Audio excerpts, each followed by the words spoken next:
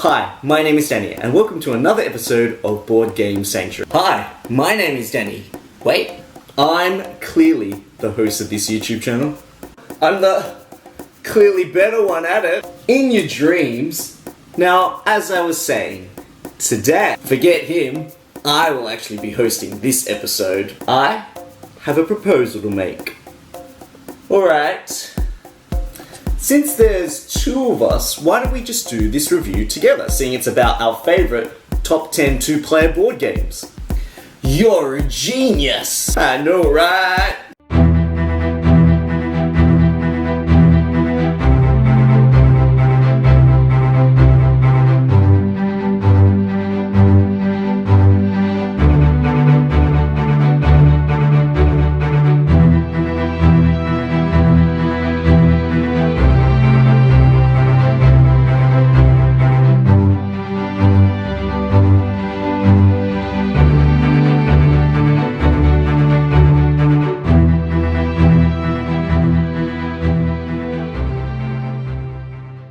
Today we'll be looking at my favourite top 10 two-player board games. Now there's a big hole to fill when it comes to developing and designing a really great, long-lasting two-player board game, especially one with lots of depth, lots of strategy, and tons of replayability. People who go to a board gaming shop will often ask the question, is this game suitable or scalable for two players? And in some circumstances, board games are either for 3 players or more, or 4 players or more, and more often not, people play with their partner. This video hopes to address those questions about what two-player games are out there, which ones should I get, and which ones are going to leave a lasting memory. Now, the ones that I've ranked today, even though I've ordered them from 1 to 10, they all have an equal place in my heart in terms of being really fun and enjoyable two-player games. So feel free to have a look at any of them, and just because they're in a certain position doesn't mean that that game is less fun than a game that's further up the list. Number 10. At my number 10 position is Tides of Time. It's a very light two-player card drafting set collection game where players pick cards and try and create suits and combos that will give them the most amount of points at the end of 3 rounds. Players play this by selecting 5 cards, deciding to keep one, passing them around until they establish a tableau of cards at the end of the round, which creates combos that give them certain amounts of points.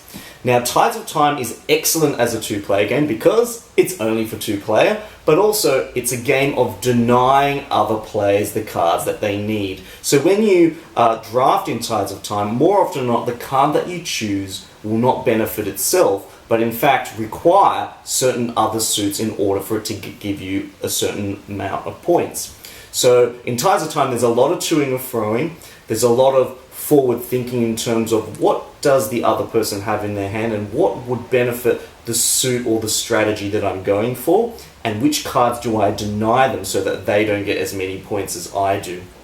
There's a little twist to this drafting game as well, that after the first round and the second round, each player chooses a card to keep, and that card is placed face up so that players can see what sort of long-term strategy a certain player is going for. So that adds a few extra twists to the game. There's a lot of avenues for winning, and I find that when you play this game over and over again, you see that there's a lot of different combos that can be created, and it requires players to be very familiar with the cards, and there's actually not that many cards in the box. So for new players that come into the game, the rules are very easy to pick up, and after you've played about 2 or 3 rounds, most new players will already know what cards are on there and what they'll need.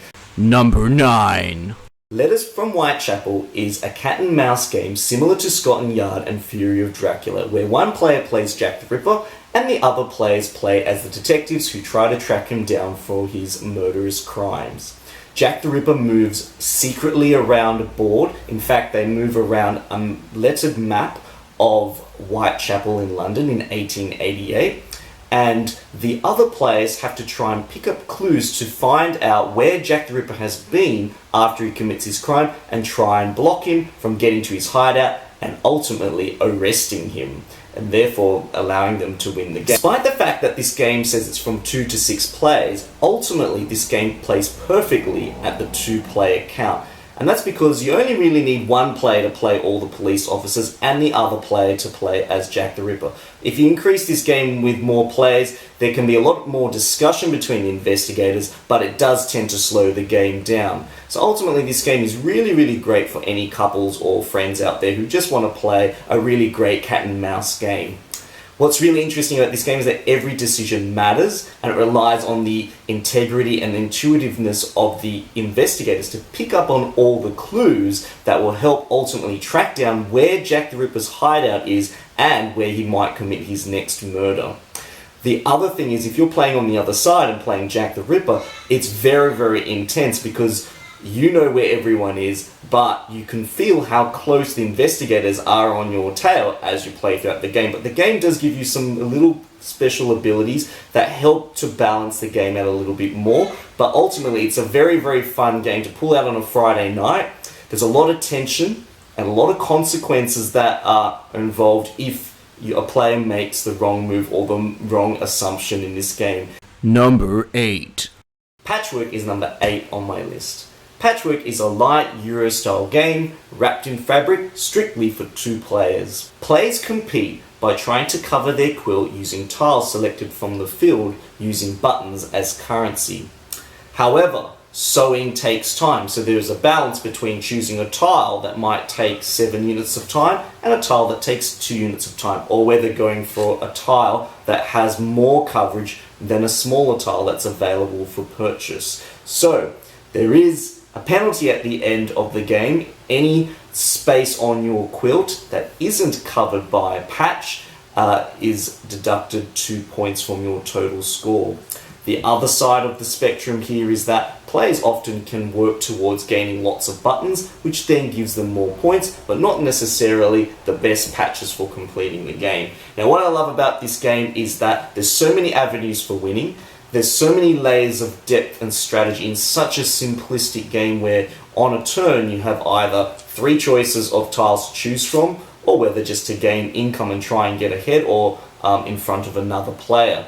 What I love about this is that you often have to monitor what the other person is doing and what sort of strategy they're going for.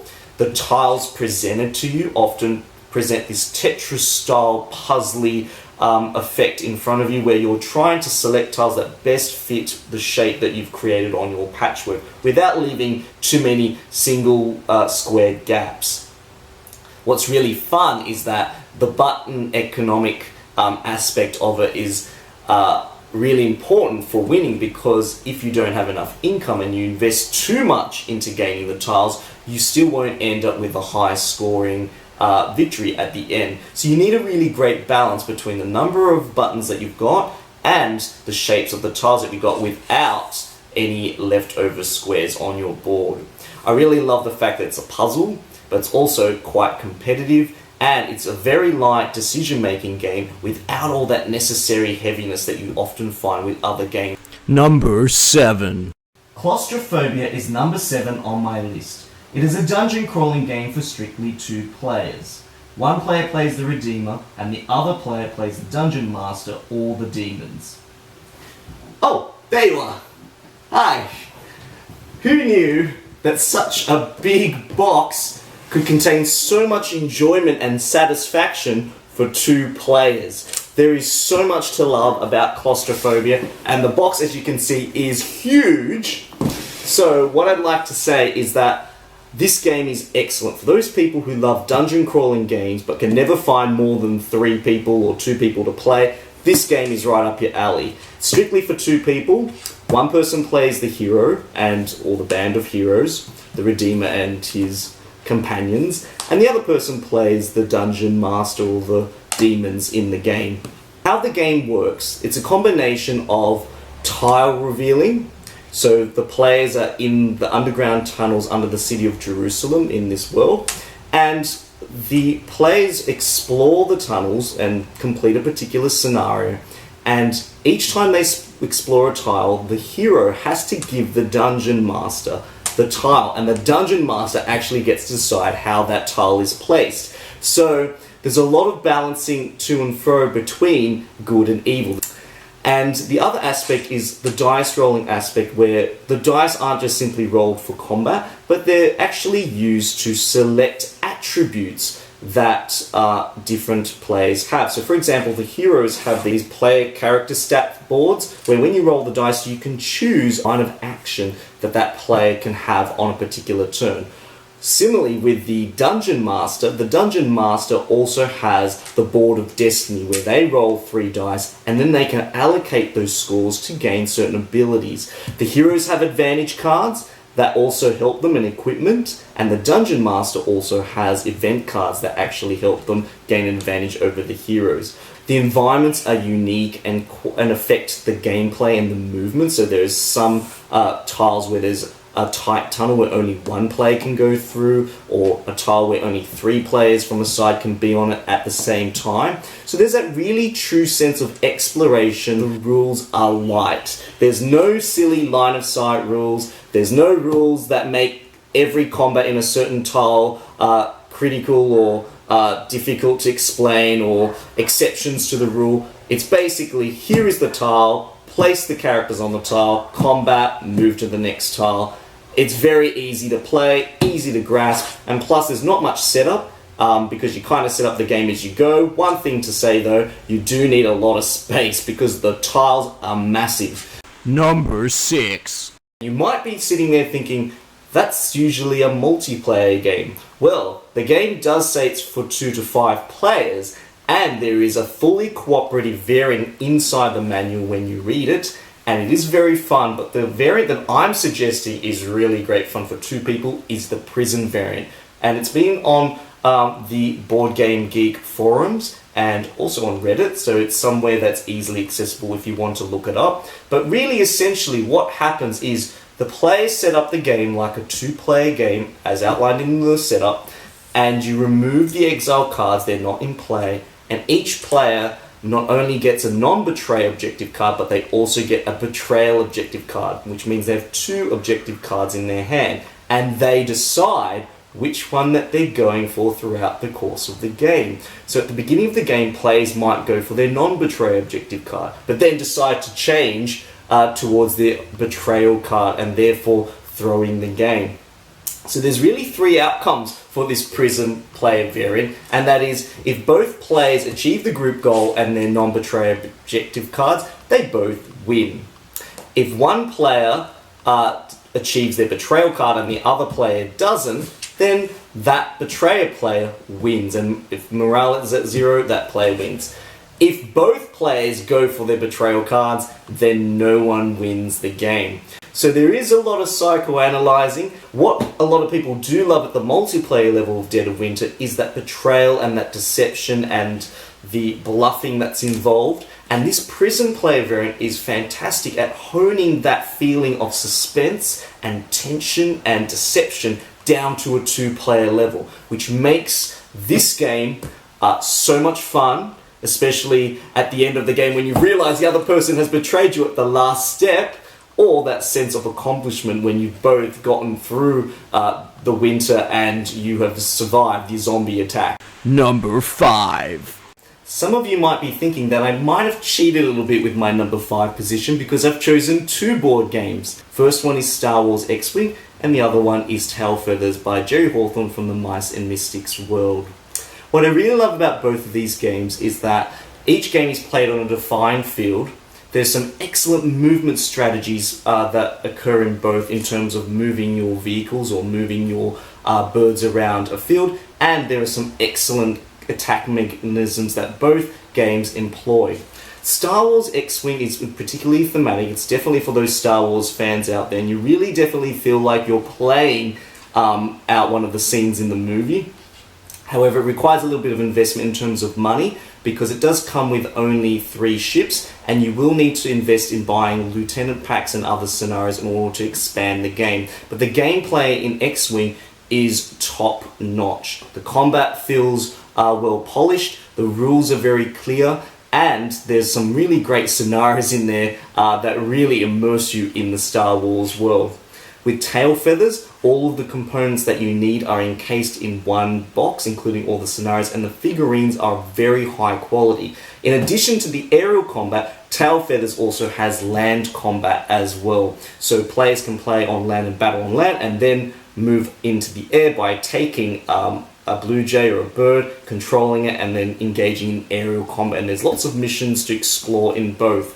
What I love about both of them is that the combat systems are very intuitive, they work very well, and they work thematically. Number 4. If you're someone who really enjoyed the big box game 7 Wonders, and you've always wanted to play as a 2-player, this is a game that you need to get. It retains the same feeling and the same theme as the original game. What's really fun about this game is that there's a balance between resource management, and there is the card drafting aspect with a twist, which I'll talk about in just a minute, but also the fact that there's lots of different avenues and strategies for winning, whether you pursue the science avenue or whether you pursue the military avenue of trying to win. When you go and purchase other buildings or you need a particular resource that someone else has, then that becomes costly against you. So there's a lot of toing and froing in terms of taking that and things that work quite thematically in a real civilization, so that appear in this game. So that's really a highlight. The 7 Wonders are really great. They give you certain advantages throughout the game so that you can achieve your goal or get the most victory points. And what I really love is the way that players purchase and choose cards. In the game, played across 3 ages, each age the cards are placed out in a certain pattern, and that certain cards are locked until a certain level of the game is revealed. So players can start off by choosing cards at the bottom row, and they can't really choose cards until there's no cards on top of that card. And certain cards are revealed at the beginning of the round, and certain cards are revealed as you progress through the round, which can change the strategy that certain people are going for, or can change the decisions that are made. So in particular, if someone can see that there's a military card that the other person wants, the other player will often decide not to reveal the cards before it, so that other person doesn't get the military cards until later in the round. Number 3. Mice and Mystics is a very light dungeon crawling game that's rich with story and filled with adventure. It is definitely one that is very fun for 2 players, even though it says 1 to 4 players. When you're playing with 2 players, each person plays with 2 characters or 3 characters depending on the scenario. And why I think it's suited for 2 players is because it's scenario based, and each scenario needs to be played one after the other. So you can't really play the scenarios in random order, you actually have to play them in order, and they're titled after chapters. So each chapter takes about 2 hours, and if you've played with your partner or your best friend, it's very easy to pick up from where you left off. So it's one of those games where you feel like you're playing like an RPG game on the computer, except with some really awesome figurines and awesome looking tiles. There's a lot of dice chucking, and some people don't like that, but it is part of the fun. It's definitely a family-friendly game, and if you're playing with your son or daughter or a younger player, then it's really important that maybe an adult plays with them, because the rules can be a little bit difficult. Number 2. Hive is a chess-style tile placement game that involves placing insects together to create a hive and using the insects to try and trap an opponent's queen bee before they trap your queen bee. What I really love about this game is that there is no luck. Players place tiles based on their own choice and their own decisions, and there's very little luck when it comes down to winning or losing, because all of it is strategy based and all of it is dependent on the skill level of the player. It is very portable, very light, and it has a lot of replayability because every game is different, and the spatial orientation of all the tiles as they get placed down creates for a varied playing experience. What I do love about this game is that there's so much choice, and that you can decide to plan a few steps ahead and hope that your opponent hasn't realized what you're planning in order to try and win. And I just think the tiles are gorgeously crafted, the rules are very simple, and it is a family-friendly game, and it's only for 2 people. It is very high on my list because of the layer of thought and deep thinking that is involved. The number 1 2-player game on my list is Magic the Gathering! Number 1. What I love about Magic the Gathering, it is the ultimate 2-player living card game that has been around for almost an eternity. And there is so much going on and so much to love about the game that you often find yourself spending all your money on it. So, before you go down the rabbit's hole, per se, if you're new to Magic the Gathering, it is basically a 2-player fantasy game. Sometimes it's played with more players, and that's played in different formats and different organizations, and we'll talk about that a little bit later. But ultimately, it's played between 2 people. It is like a little duel. You are planeswalkers, and you cast creatures out to try and crush your opponent. So, if you're new to Magic the Gathering for the first time, what I'd highly recommend is that you get 2 intro packs, one for you and one for a friend. If you've got someone that you know that plays Magic, they're quite useful, and most Magic players are very open to teaching new people how to play, because there are quite a few rules, and even I still don't know all the rules. But part of Magic is embarking on a journey, and the journey of learning the rules as you go, socializing with other people, and just really just get into some really deep thinking gameplay.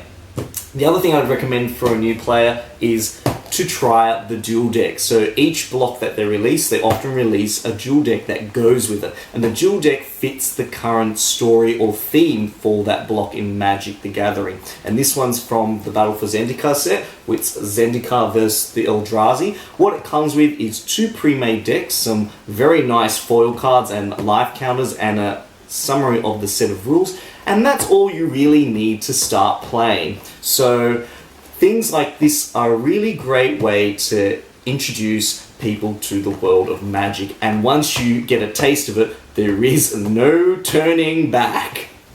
So, there are lots of different other formats that you can play Magic, and you can play Standard, Modern, Legacy, EDH, Commander. Those are some other things that you can do. But what I really like about Magic is that you can play drafting, or you can build a deck, and you can pick a theme and pick a color, or pick a planeswalker and create a whole deck around it, or pick a mechanism and build something that grows from that mechanism, that interacts with all your creatures and sometimes your opponent's creatures. There is an infinite number of ways that you can create in terms of the decks, the types of games you can be involved in. I've played Two-Headed Giant, I've played Friends and Allies, I've played Pack Wars, I've played just simple drafting, and you find that it is such an immersively fun game that even if you know this much, or even if you know that much, you'll still have a lot of fun. And it's one that is living, so it's constantly being updated, it's constantly being evolving, and you don't have to be up to date with, the highest level competition players at the moment. It's just a simple, fun game with lots of layers, as I've mentioned multiple times throughout this video. But it's one that you can play and play again. And it's one of those things where once you've created a deck, it's yours, and you can keep it, and you can change it, you can modify it, you can take it to your friend's place and try and battle them with it. And what you find is that you make a lot of friends along the way, and this is one of the ultimate reasons why I really put this at my number 1 of my 2-player board game list. There's one game that always pops into my mind when we talk about 2-player games, and this game deserves some special recognition. It is Twilight Struggle. And for those of you who are not familiar with Twilight Struggle is a game for 2 players that pits the 2 superpowers, the USA and the USSR, during the Cold War. And you really get that sense of political tension. It is a game of power and domination and influence, and you often find that in this game it's kind of like a tug of war. And there's that sense of impending doom and nuclear war, especially when you're trying to coup or influence battleground countries, and it always doesn't work out in your favor. This game takes a long time. There's a lot of research that has gone into the game and the cards themselves, and you really actually learn a lot about the history of the Cold War through this game, and it's really amazing how much credit the designers should be getting in terms of the thought that's been put into the mechanics, the thought that's been put into the actual facts that are being presented, and how those actual events actually shape each player's turn and how it shapes the course of history throughout this game. It's definitely not a game for everyone. It's very heavy, but it is well worth having played it a couple of times and realizing sometimes it can go on for 3 days where you play a little bit and then come back to it and play another little bit and play another little bit. But boy, this is one game that has really stuck in my memory as an amazing two-player game. And even though the theme is not the most enjoyable one, it just really gives you that taste of a slice of history. I think you come out learning more than actually enjoying it. This is Danny. Thank you for joining me for my first top 10 list, and hopefully I'll get to bring you some more board game reviews soon. Please subscribe to my channel, otherwise it's Danny signing out. See you later. Bye.